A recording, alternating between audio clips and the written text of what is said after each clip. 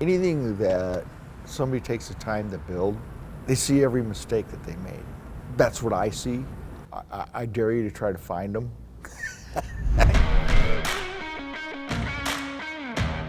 This car came into us in a non-running condition. You know, I have a passion for these old air-cooled cars. I've always loved them, and I go, okay, I feel good with this. Let's build this car. I was suffering burnout from working on the line so long. It happens. And this is kind of a different avenue for me to go down. It revitalized my interest in what I was doing. Certainly it was a challenge.